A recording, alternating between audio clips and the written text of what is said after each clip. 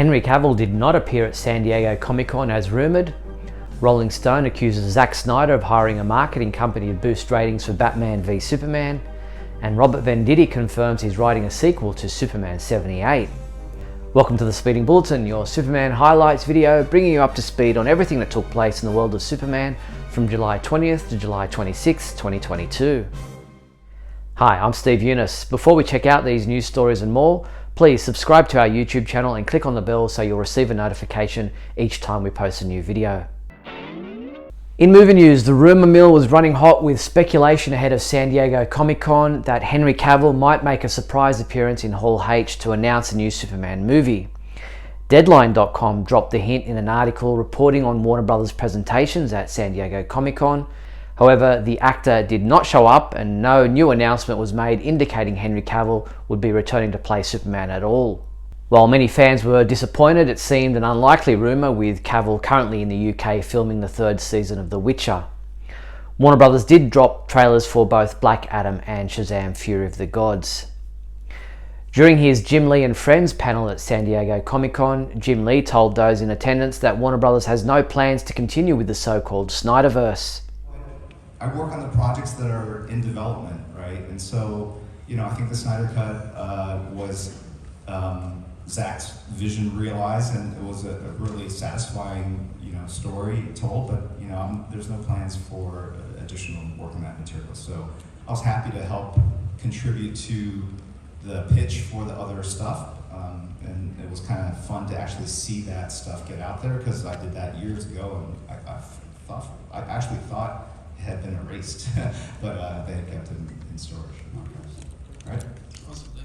While Zack Snyder fans have been pushing the Restore the Snyderverse hashtag across social media, it appears more and more likely that they'll be disappointed to hear Lee's announcement. And it was a tumultuous week for Zack Snyder and his army of fans. A report by RollingStone.com claims that bots and other inauthentic users falsely bolstered the hashtag Release the Snyder Cut campaign, misleading Warner Brothers as to how popular the movement actually was.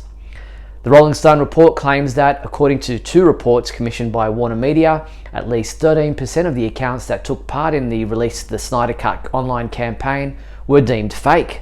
Cyber experts generally agree that around 5% is normal for online trending topics.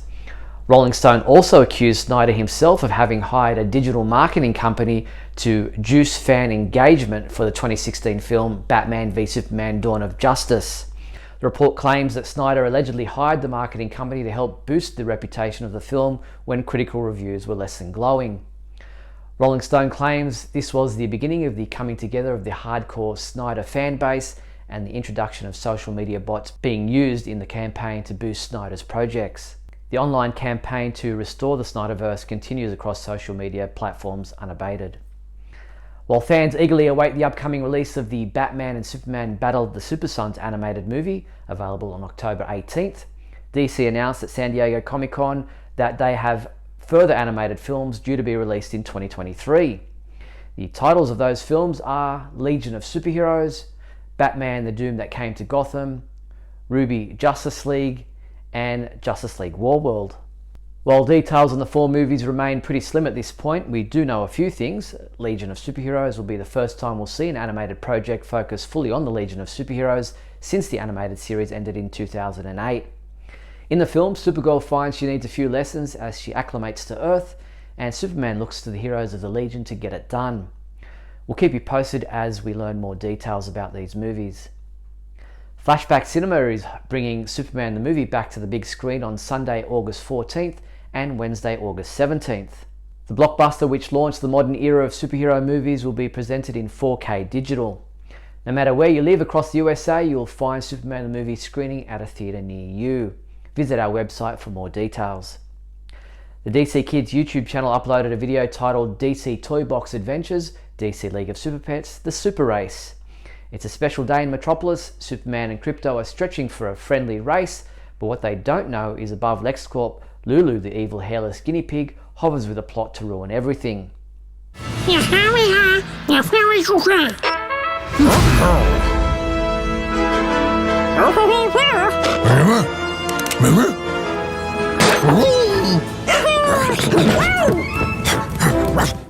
You can watch the full video at our website, and don't forget, DC League of Super Pets will be released to theatres this Friday, July 29th in many countries around the world. Look for our review to be posted on our website in the next few days. In TV news, Elizabeth Tulloch, who plays Lois Lane on the CW's Superman and Lois TV series, was in attendance at San Diego Comic-Con this past weekend, where she not only participated in Friday's Warner Brothers and Entertainment Weekly's Brave Warriors panel, but she also chatted with various media outlets about Superman and Lois in one-on-one interviews. In her interview with IGN Studio, Elizabeth breaks down all the Kent and Lane family secrets while also talking about finally getting to act with Jenna Dewan, who plays Lucy Lane. I never worked with Jenna on Supergirl, and she is just so delightful. She is so fun, and my God, if anybody can convince me, and I am not a good dancer, she had me doing like TikTok dancing on set, and it just was. She just is like joy personified, and she is a pleasure to work with. Even though our storyline was for the most part really dark and serious, and she was in a cult and everything. Just, you know, when the cameras weren't rolling, we were just literally, we just kept saying we're like sisters, and we text each other, and it's like, which face cream did you say was so great? Oh, it's this one. Oh, okay. Where's that good park to take your kids? Like, we just really have a lot in common, and I had a blast working with her, and I hope she comes back in some capacity. Bitsy also spoke with TV Insider about the villains coming up in season 3. What is on deck for season 3? Do you know anything yet? I know you guys haven't started shooting. I really don't know. I know who the villain is. I know that's kind of it. The writers just got back into the writers' room, I believe, a week ago, and I start filming towards the beginning of September. So I don't read we don't get that many of the scripts that far in advance, and I don't know that I would really want to know her arc for a season anyway, because Lois wouldn't know what's going to happen to her, you know? So I prefer to just kind of go script by script. So I actually just really don't know. I trust the writers, though. It's a really talented group of people. Yeah. Entertainment Weekly also caught up with Elizabeth for an interview. Have a look.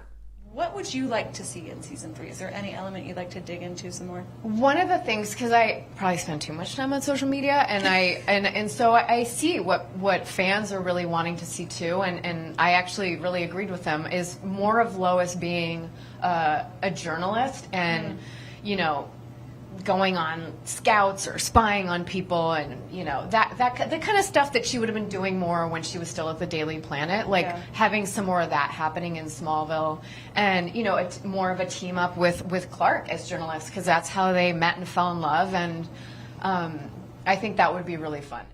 In another video, Bitsy discussed a moment from season 2 with Tyler Hoechlin. That was actually happened in real life. We decided to do it in real life, and I beat him every single time. Every time. You can watch these video interviews in full at our website.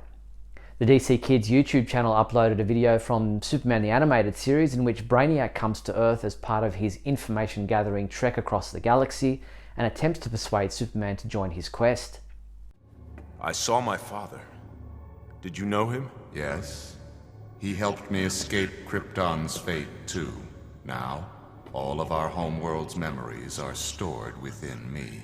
You mean you're an artificial intelligence, and those orbs, they're some kind of memory modules? Most perceptive.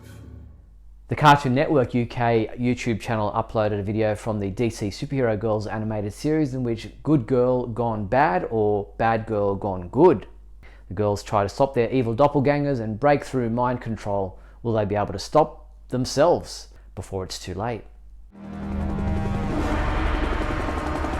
Whoa, Supergirl's a bad guy? I can't believe it. She's just a superpowered juvenile delinquent. Here, I thought Supergirl was one of the good guys. How could they think that was me? I don't smell that bad. You can watch these video clips in full at our website.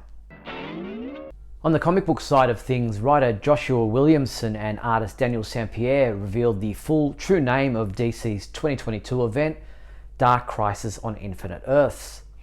The blockbuster series is the official sequel to the groundbreaking Crisis on Infinite Earths by George Perez and Marv Wolfman.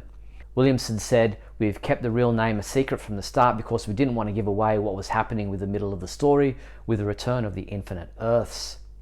Issues number 1 to 3 were simply known as Dark Crisis, From issue 4, the full title Dark Crisis on Infinite Earths will be used. DC will be reprinting the first 3 issues of Dark Crisis on Infinite Earths to feature the newly announced name on the covers. Fans can order copies at their local comic shops starting today for delivery on August 30th. Writer Robert Venditti confirmed this week that he's busy working on a sequel to the acclaimed comic book series Superman 78. The Superman 78 hardcover publication was released on July 19th. Venditti tweeted a photo from the hardcover collection asking how many readers caught this stealth announcement in the bio section of the Superman 78 hardcover. The bio from the hardcover collection states that Venditti lives in Atlanta where he's hard at work on the next volume of the Superman 78 series. We'll keep you posted on any further announcements. DC Comics released their October 2022 solicitations this week, and we highlighted for you all the Superman-related comic books listed. Of special note was Superman Son of Kal-El number 16. Father and son are at last reunited after the World saga ripped them apart, and you don't need to have super senses to know that this is a reunion well earned. As planet Earth becomes reacquainted with the rise of 2 Supermen, one man stands in their way. And Action Comics 1048, Superman, Supergirl, Steel and the rest of the Super family have brought the Felosian refugees to the Fortress of Solitude, but before they can show the newcomers the ropes of heroics on planet Earth, a sneak attack from above turns the Arctic tundra into a war zone. You can check out the list of all the Superman-related comic books coming out in October at our website. At San Diego Comic-Con, DC shared an exclusive first look at an original young adult graphic novel by writer and artist Sina Grace titled Superman Harvests Youth. The book looks at a young Clark Kent in high school in Smallville as he grapples with the mortality of his friends and family, teen isolation, and the seductive nature of online subcultures built around hate and anger. Superman The Harvest of Youth arrives on October 3rd, 2023. Superman comic books available this week from July 26th include Action Comics 1045, which is available in a variant cover, DC Mech number 1, which is available in a multitude of variant covers, Superman Space Age number 1, which is available in 3 different variant covers, Young Justice Targets number 1 is supposed to be available this week and is available in 2 different variant covers, Suicide Squad Volume 2 Ambush trade paperback, and Supergirl Woman of Tomorrow trade paperback. Our reviewers have already submitted their reviews of these new comic books, with James Lance reviewing Action Comics 1045 saying, as good as Philip Kennedy Johnson is on this book, he has dragged out many story elements, causing the more recent issue to move at a slower pace than the ones that began this arc, and he gave this issue a 3 out of 5 score. Superman Space Age number 1 was reviewed by Mark Lax, who gave this a 5 out of 5 rating, saying, I haven't enjoyed a comic book this good and this long in years. The attention to detail, the nods and winks, the way this story sets up a world so familiar and yet original. While DC Mech number 1 was reviewed by JP Rocha, who said, you might think a story about mechs is overplayed and basic, but DC Mech is a fun and interesting take on the world of DC, and he gave this first issue a 4 out of 5 score. And you can read all these reviews in full at our website. Fans of the new hit film will find the DC League of Super Pets powered up for action in these toys, t-shirts, books, video games and other officially licensed merchandise. Get the DC League of Super Pets movie poster for $13.90. And how about this DC League of Super Pets Friends of Steel, Krypto and Superman t-shirt, yours for $21.97. These and other DC League of Super Pets collectibles are available through the Superman homepage online shopping page at supermanhomepage.com/shop. Before we get into the rest of this week's news, if you're finding this video interesting or entertaining in any way, then please leave a thumbs up and a comment below, and don't forget to share this video with your family and friends. Also, if you'd like to support the Superman homepage, then you can become an official member of our YouTube channel with different levels of perks. All you have to do is click the join button below. Or you can become a sponsor through patreon.com/Superman homepage. So in the rest of this week's news, Warner Brothers Games this week announced the open beta for Multiverses, the all-new free-to-play platform fighter video game in development by Player First Games, is now available in the Americas, Europe, Australia and New Zealand. Players in these regions can now download the game on PlayStation consoles, Xbox consoles and PC, with full cross-play support and dedicated server-based rollback netcode for robust online competition. For additional information about Multiverses, just visit multiverses.com. Superman homepage writer James Lance has written an article which will be published in back issue number 137, in which he interviews Roy Thomas about America versus the Justice Society. It also contains an article focusing on Superman Krypton Chronicles. This issue of Back Issue magazine should be available from August 3rd. A preview is available on Tomorrow's publishing website. That's all the news there was for the week July 20th, July 26th, a bumper week. I'm Steve Younis. I'll see you next week.